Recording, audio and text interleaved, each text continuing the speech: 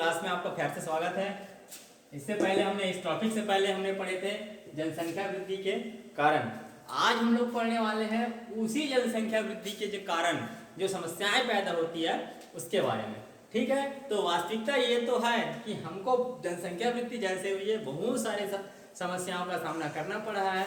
तो वैसे कोई कौन कौन से कारण है जो हमारे दैनिक जीवन में ऑलरेडी चल रहा है, हमारे दैनिक जीवन में चल ही रहा है, जिन्हीं के बारे में आज हम लोग चर्चा करने वाले हैं। ठीक है, तो समस्याएं जो है उनके बारे में आज बात करूंगा मैं। तो सबसे पहला समस्या यही आता है कि हमारे जो जीवन उपयोगी है, ये जो जीवन उपयोगी है वही वस्तुओं की क्या हो गई है, कमी हो गई है। अब बोलेंगे कैसे? भाई हमने ये देखा है ना, आज के डेट में वही होता है यार, पेट्रोल का रेट 80 रुपया प्रति लीटर हो गया है। कारण क्या हुआ? ये हमारे जीवन उपयोगी वस्तु है ना? नहीं है, कई सारे ऐसे वस्तुएं हैं जिनको हम अपने जीवन में उपयोग कर रहे हैं। जनसंख्या वृद्धि हुई और जनसंख्या वृद्धि होने के कारण उसका वैल्यू बढ़ने का कारण क्या है? उनकी कमी होने के कारण उसकी वैल्यू बढ़ गई है। ठीक है, या छोटी बड़ी जो कई सारी चीजें हैं जो कम मात्रा में है, जिसके प्राप्त करने के लिए हमारा होड़ लगा हुआ है, लड़ाई झगड़े उसी पे हो रहे हैं। दूसरा कारण आता है हमारा जो प्राकृतिक, ठीक है, संरक्षण, हमारा जो प्राकृतिक संरक्षण है उसमें क्या आई है? कमी आई है। सॉरी, प्राकृतिक संसाधन।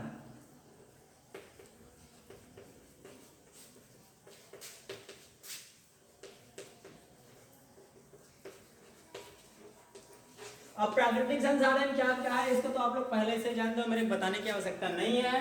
तो जिस प्रकार से हमारी जनसंख्या बढ़ते जा रही है, हमको भी उसका आवश्यकता है और हर एक व्यक्ति को उनकी आवश्यकता है, जिसके कारण से हमारी प्राकृतिक संपदा जो है, हमारी जो संपत्ति है, जो हमारा संसाधन है, उसमें क्या हो रही है?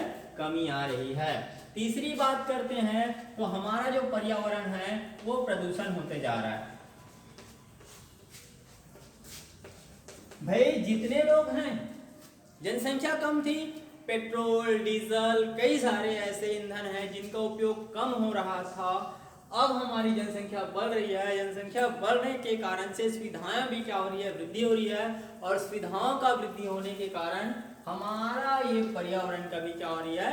प्रदूषण हो रही है। बात करें सिंपल सी, पेट्रोल डीजल का ज्यादा चलना, कई सारे ईंधन है उनका ज्यादा उपयोग होना, अब ज्यादा जनसंख्या बढ़ने के कारण से हम अपनी सुख सुविधाओं के लिए वनों की क्या कर रहे हैं? कटाई कर रहे हैं, जिसके कारण से क्या पैदा हो रही है?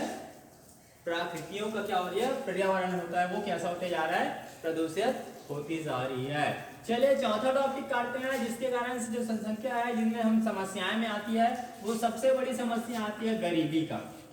गरीबी भाई, अब हम जिस लेवल पे थे, जनसंख्या बढ़ गई, चलो एक परिवार है जिसमें उस परिवार में उनके दो बेटे पैदा हुए, दो बेटों को अलग अलग आपने कर दिया, एक जो बेटा है उनके केवल दो पुत्र हैं, और जो दो बेटे हैं, दूसरा बेटा था उनके 7 या 8 ऐसे की स्थिति है।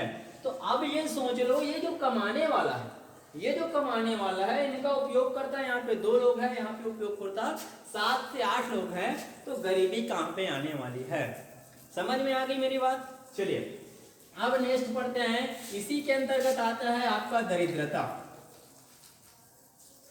ये जो दरिद्रता है वही लेवल पे था, उपयोग होने के साथ साथ उनके जीवन स्तर में भी जो प्रॉब्लम आएगी वही आएगा आपके गरीबी के अंतर्गत। ठीक है, चलिए मैं अभी थोड़ी देर पहले बोल रहा था जीवन स्तर, तो वो भी होगा आपका जीवन स्तर जो होगा उसमें क्या हो जाएगा? गिरावट आ जाएगी।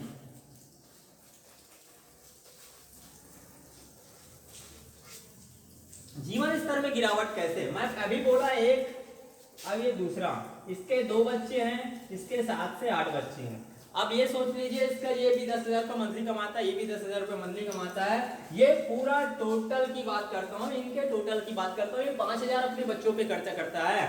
ठीक है, और वो तो इनको मिलता है मिनिमम 2,500 रुपये के आसपास इनके प्रति बच्चों के ऊपर खर्च होता है। और इनके यदि वही स्थिति हो जाए तो सोच लीजिए, इनके पास तो बैलेंस 0 रहा, तो ये अपने 2500 बच्चों के पीछे खर्चा कर भी नहीं पाएगा, और खर्चा नहीं कर पाने के साथ साथ में ये जो स्तर होगा, इन बच्चों का जो जीवन स्तर होगा वो निम्न हो जाएगा। ना उनके पास खाने के लिए अच्छी चीजें होगी, ना ही उनके पास पहनने के लिए अच्छी चीज होगी, और ना ही वो अपने जीवन में अच्छे कार्य को कर पाएगा। ठीक है, चलिए 7वां पॉइंट हम लोग देखते हैं, जिसमें आता है आपका अशिक्षा।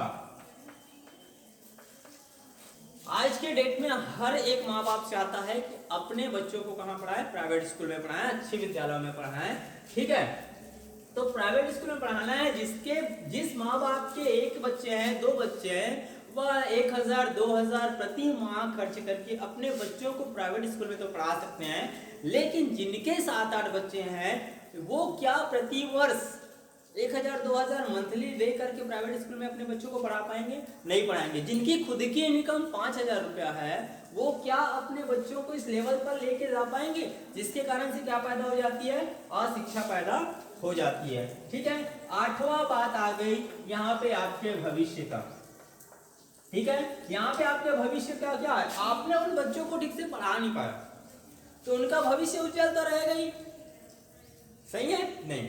तो इसका जो भविष्य होता है वो कैसा हो जाता है, खराब हो जाता है। ठीक है, तो ये रहा आपके जनसंख्या वृद्धि के कारण उत्पन्न समस्याएं।